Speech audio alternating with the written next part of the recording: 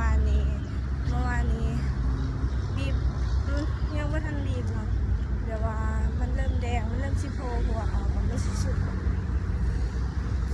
เลยเป็นคนบากดสิวก็ไอ้นี่บ่าเรียนชิวด้วย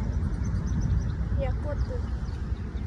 ตอนนี้กันไล่เถื่อเลยจับมันตั้งแต่เมื่อคืนจับซิวตั้งแต่เมื่อคืนเลยอยากกดแท้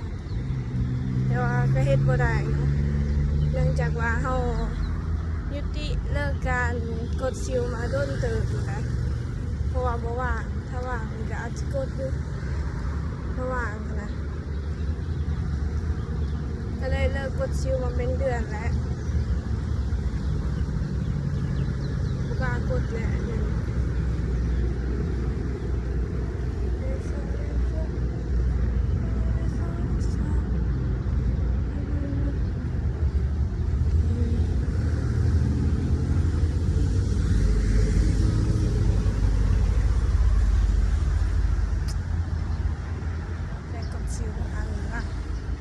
สงการที่เขากระซิบบอกนี่แหละ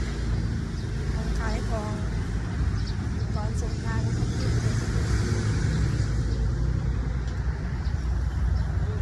หายใจเข้าหายใจออก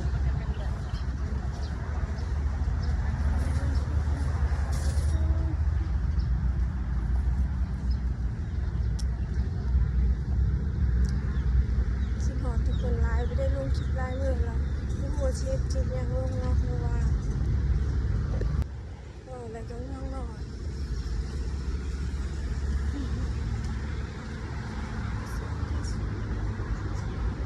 จริงหอดโอ้ยดอกคนย่างอ่ะ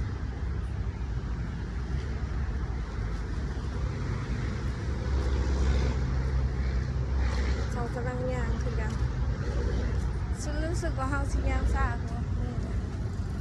ย่างซาก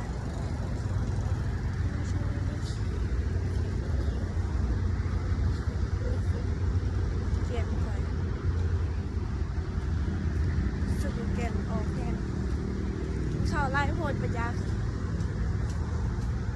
เขาไม่ค่อยกินข้าวแล้วเป็นคนแบบยิ้มแก้มลาย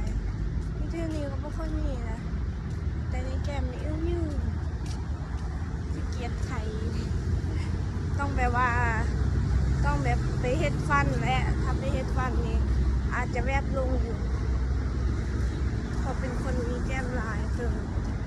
เดี๋ยวว่าเวลายิ้มมีอันนี้สิแบบแก้มออกลาย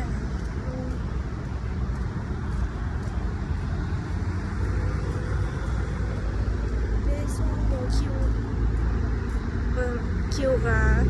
ก็คืออันมันอะไรคิวกับมันบ่ออกเลยบ่มองเดียวกันนี่มีแต่คนเบิดลามไปเบิดผีลามไปหอดตาเนี่ยโหดเด้อคิวเป็นคิวแบบบ่มีทรงนะไปแล้วทุกคนบ๊ายบาย